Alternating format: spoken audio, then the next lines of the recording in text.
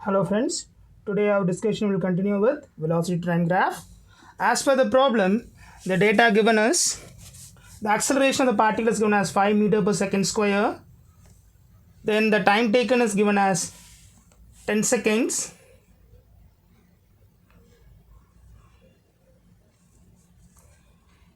So the first part they are asking to draw the velocity time graph for the data. So as for the problem, the graph starts from 0, that is starts from rest, therefore the initial velocity u becomes 0. So they're asking the velocity after 10 seconds, so v is equal to what? So by the first equation of motion we have v equal to u plus at, substitute the values. Instead of u 0 plus a is 5 and t is 10. When I substitute it, the velocity becomes 50 meter per second. So that will be the maximum velocity attained by the body. So that is the maximum velocity attained by the particle. So that will be the answer for the second question. So the first subdivision they are asking to draw the velocity time graph from the data given.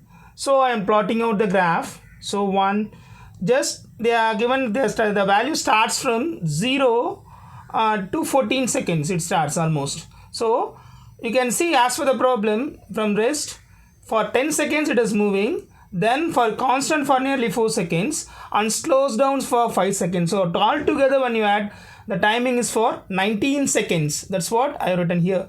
For 20 seconds I marked it for 19 seconds. Then the velocity is 50 meter per second. I take it in terms of 10 meter per second. So 10, 20, 30, 40 and it is 50 meter per second. Now I am going to plot the graph as per the data. From rest it starts and it is uniformly increasing till 10 seconds. So till 10 I draw a value. So just from 50, from 10. Yes, because the value is from rest it moves to 10. So that is the first part of the graph. So here starts from rest, so from 0 till 10, till it reaches the maximum velocity 50, I draw the first part of the graph. Then it is given as it travels for 4 seconds on a constant velocity. So it is traveling for 4 seconds for constant velocity.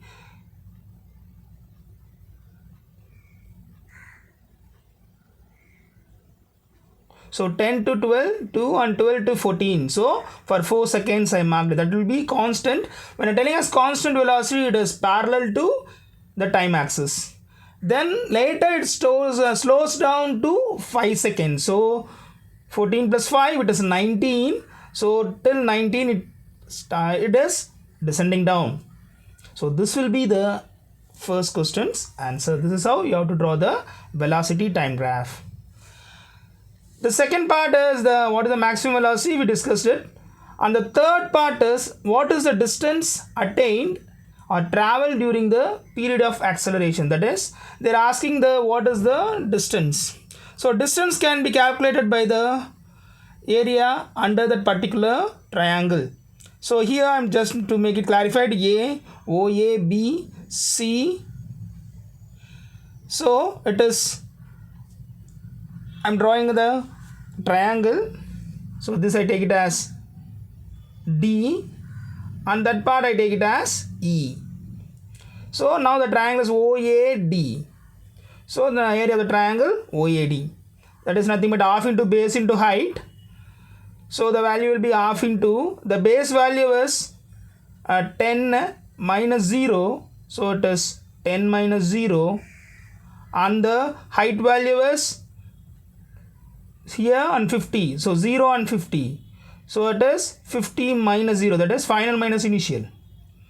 So when I am cancelling it off, 5 bys are 250. It will be 250 meters.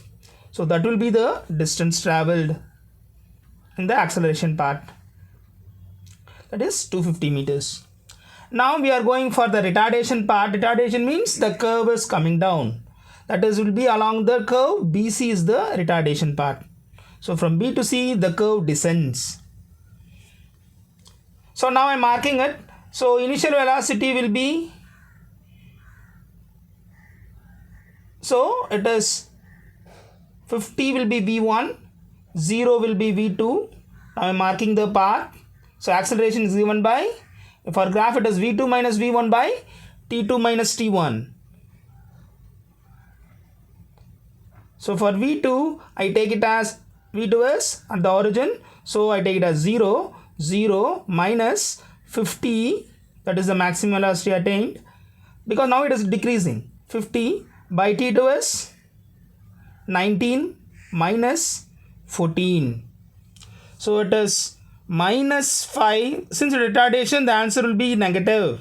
Minus 50 by 5. So the answer is minus 10 meter per second square. So this will be the fourth question we have answered. So please be careful when you are drawing the graph. Thank you, children.